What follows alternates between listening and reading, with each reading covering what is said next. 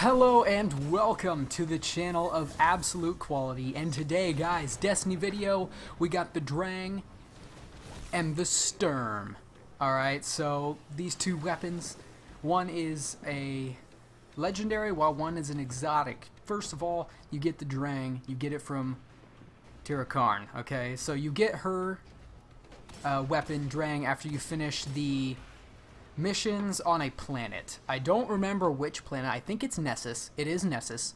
It is Nessus. So once you finish the main campaign, there will be a mission on Nessus. You're going to want to do that mission, and then you go to talk to Tirakarn, and then she'll give you this Drang. So the Drang, it's a sidearm. It's pretty good. It's like all the other sidearms out there. So, you know. It just looks kind of cool because it's gold. Obviously, it looks pretty nice. Okay, and then when she gives you this weapon, it's going to ask you to decrypt 5 legendary engrams, 1 exotic engram, and get 10 kills with the Drang. So that was honestly a long time for me because, okay, so I got the 5 legendary engrams right away. The 1 exotic engram was the toughest, 10 kills easy. So for the exotic, if you don't know how to get an exotic engram, mainly public events, okay? I got mine from a public event, and that's what you saw in the video. I got a public event, actually dropped an exotic engram for me to decrypt. That was amazing. But you could also do anything really, anything to get an exotic engram. So you could do strikes, you could do, I don't think you can do the crucible, I don't think that drops exotics, but you can patrols no, but just get on the planet, yes. And you can do lost sectors, anything that is going to be difficult, maybe side quests. Actually, when you finish the game, like when you finish the main quest, if you haven't done that yet, good, because when you finish you get an exotic engram, so that's a plus if you haven't done it yet, if you haven't finished the game yet. So don't decrypt that exotic engram until you get this quest. You know what I mean. So once you do that, it's going to ask you to give it to Raoul, okay, the bastard, the scumbag, the cryptarch. So you're gonna go there, give him the engram, and he's gonna tell you, because he's worthless, take that back to Karn. So you have to go all the way back to the farm. Almost forgot the name. You go back to the farm, and then you're going to give it to Karn. So now that you've given it to Karn, she's going to give you another mission. Alright, this mission is to kill multiple Fallen on Nessus. Nessus with big, bold words. Nessus. Go to Nessus. I made the mistake of not reading it, and I went to the EDZ, I went to IO, I was just doing stuff, trying to get this, and then, I didn't read it, and it said Nessus. So you go to Nessus, and you're gonna kill multiple Fallen without reloading 10 times. So that's 3 Fallen. Kill 3 Fallen, reload, kill 3 Fallen, reload 10 times. And then you're gonna want to kill 10 Fallen Majors. Now, this is a little bit difficult because you have to find majors in the first place. So the main one that I would recommend doing is public events and getting a drill one. An ether drill is probably the best public event you can get. So you're going to want to get that one. I did get the servitor one as well, but there's not very many majors in that in the beginning, so you're not really going to want to worry about that. You're going to want to find an ether drill public event. That'll get you all the majors you need almost I think in the first one. I went in and I only needed like 5 left, and I got all 5 in the first drill drop. So that is what I would recommend. But you could also do lost sectors, and you have to make sure it's a fallen enemy at the end, and then you can get one there. You could do patrols, and the patrol with the star with the circle, the major one. If you can get a fallen major one from those patrol missions, then that would be another way to get it. You could also get it if the enemies in the area are moving against each other and it's fallen. Usually that ends up towards the end of it, ends up towards a bunch of majors at the end. So you're gonna just want to wait for that to happen. But other than that, I would say public event is probably the best way you're gonna get this 10 kills. Okay? Now we're going to take that back to Karn, and she's going to give us one of the hardest missions of my entire life. I tell you this right now, it is the hardest mission I have ever done in my entire Destiny career. If it lets you bring in people, bring in 2. You're going to need them. So I did this by myself. I'm not saying that you're going to need them. I'm just saying that I would have loved to have 2 other people with me. It would have made it so much better. I mean, it would have been hard, but it would have been so much better. Oh my god. I wanted to die. So let's go. So first of all, it says go back to Nessus. Okay, we're going to Nessus. We have to go to get to the back of Exodus Black. So the piece that is not with the original Exodus Black, where not the original, but the other piece where what's her name? The AI sits. I can't remember her name right now. I just did the entire mission and she was talking the whole time and I completely forgot her name. Anyways, it does not matter. You go to Exodus Black, and the first thing when you do in there is you're going to see these arc things, these pillars of arc. You're going to want to go through all those. There's 6 of them. So you go through all 6 of those, and then you have to go through another 6 of those. So there's 12 of them in total. Not hard at all. You can just dodge enemies if you want. You don't have to kill anything. Then once you get to the last one, you're going to want to turn around 180 degrees, and you're going to see a wall that's blocked off, a barricade wall. So you're going to want to kill the Fallen up there. Don't go anywhere else, just kill Fallen right there. And then the AI will open it up after you've killed enough Fallen. It doesn't really tell you when you've killed enough. It just all of a sudden it's like, hey, can I talk to you? And then so you'll go through, takes you into the area where it starts to get a little tough. Okay, you're going to want to put your ghost into this computer and it's going to hack it. Okay, well, you have to stand next to it to defend it, right? This part is no cakewalk. It's easy, but there are these shanks, these supercharged, overcharged shanks, whatever you want to call them. They come at you. You want to make sure at all possible cost, kill them. Do not let them get close to you. Whenever they spawn, kill them. Because if they get close to you and on the plate that you're standing on, your plate is going to start shocking and you can't move very fast, and that is a horrendous disaster because when you can't move and things are shooting you, you're going to die. I died. I died once in this one. I overestimated the power of the shanks. So you're going to want to kill the shanks off. Do not let them touch the plate. Seriously, don't do it. Then 2 servitors are going to spawn. You're going to want to kill those. And then the same thing again. It's a little overwhelming with the amount of enemies, but you should be fine. Now we're going to move on to after that part.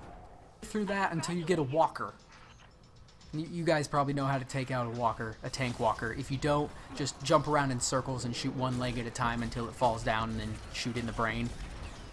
That's basically what I do. I just jump around it the whole time. I'll show footage of this. I just jump around it the whole time and shoot its legs. Now we're gonna move on to after that part. It's a very dark room. You're gonna want to kill the servitor in that very dark room, and then you're gonna want to scale the. It's very dark, so it's actually really hard. Your ghost doesn't turn on for some reason. Mine didn't. If yours does, that would help a lot. But there's these pillars that go up in kind of like a spiral form. So I'll show it right here of me jumping through them quickly, so you can see exactly what it is. But it's really dark and it's kind of difficult to get up there because it's dark mainly. That's really the only problem. But once you get through that, you get into a large open room, a boss room. Yeah. So this mission is scaled for 140 power levels. So if you're 140 power level, that's the recommended light level to be in this fight. I recommend 250. This battle was horrible. I was 253 or 5 maybe in this battle alone, and this battle took me over 10 minutes. I don't know the exact amount because I just finished and I didn't really look at the Elgato Gaming to see the amount of time that I took, but it was over 10 minutes. I died one time and then I did not die again because I figured out a strategy to beat this boss. Run. Just run constantly. Just don't stop. Do not stop moving. There are the overcharged shanks are everywhere. You want to kill them as fast as possible because they electrocute the floor and they make it so you can't go very far. So you want to kill them so you can just run around constantly. It's a mess. Oh, it's a mess. He is a sponge. 100% the largest Destiny sponge I have ever seen in my entire life. He might as well have looked like a sponge out there. It's so frustrating. Even heavy weapons don't even do very much damage on him. Your super, very little damage. It's so annoying. He's so bullet sponge. Then again, you get an exotic after that. So, but anyway, a bullet sponge. So you kill him. You don't kill him. You run around a lot and shoot him a little bit and then keep running because his attacks are really strong. His gun, easy to avoid. It's just a 2-shot. It shoots 2 times, and it shoots like a triangle of little red bullets. If those hit you, though, that actually takes you a lot down. So you want to make sure you don't get hit by them. They're easy to avoid. About halfway through the battle, he gets swords, and that's when things start getting a little worse for me. Honestly, it was very difficult to get away from his swords, and when he smacked you, he actually smacked you. So when you got hit by his swords, you went like 10 feet from the sword. I almost fell off the map because of that, and I was going to be so mad because the battle takes so long. It literally is 10 plus minutes to fight one person. And then before that, it's like 10 minutes to get through all the other stuff. So it's like a half-hour thing. You don't want to die, because then it's just longer. But he gets swords, and then he's even worse. He runs at you, like legitimately tries to tackle you, and that's absolutely horrifying. Oh, I forgot in the beginning, he is invisible for a little bit. For a couple of times, he's invisible, and that makes it even worse. But mainly, he's just a bullet sponge, and it takes a really long time to kill him. So if you can get friends in here to shoot at him as well, it would be so good.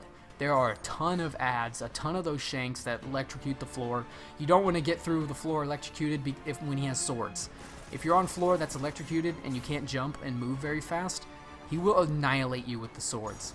I almost died to that, and I had him really low, and I almost cried, but I didn't have to retweet because I didn't cry. I made it out alive. I survived the endless onslaught of him. Horrible. But anyways, you kill him. You're victorious. It actually feels good to kill him. Like, it actually felt so good for me to just, he's dead. Thank the gods. Thank the lords. Thank the Iron Lords. Thank the Traveler. Everyone you thank because you killed him. You even thank Raoul. And you hate him, but you gotta thank him. Because you beat it. You get a good old boost. I think you get... I ended up with one exotic. I ended up with one exotic Ingram and a couple legendary Ingrams after that battle, which was freaking-tastic. It was amazing to get that out of there. But you get Vanguard Tactician tokens as well, so that's kind of a plus there. You get some IO tokens through that as well. But you go back to Kyra. Tyra Karn. I mixed her name up with the double, whatever. You go back to her, and she gives you the fantastic looking Sturm. Okay, Sturm is a hand cannon. I have yet to fire the gun, but you're going to see some firing of it because I'm going to show you it. But its impact is very high. It is almost to the end. Its range is also very high. It's about 3/4 there. Stability, it's on the low side. It's under 50. Handling is also under 50. And reload speed's about just a little under half. It's not too bad. But it holds 12 bullets, and its main thing is accomplice. So this means that if you get kills with this weapon, it will fill the magazine of the equipped energy weapon from reserves. So if you're going to kill people with this weapon, so say you're using your energy weapon. Your energy weapon runs out of ammo, and you're in a pickle. So you switch your weapons. You switch to the Sturm. You get kills with that, and then say you want to keep using your energy weapon because you got like shielded captains or something. You pull your energy weapon back out, you don't need to reload it because the Sturm, when you got kills with the Sturm, it reloaded your weapon for you. So that's basically what it is. It also has extended barrel, so its range is increased. That hurts the handling. It's also got extended mag, more magazine, but reloads a little slower. And then it's got Storm and Stress. Storm and Stress kills with energy weapons will grant bonus precision damage. So this is kind of where it stacks into the first one, the Accomplice.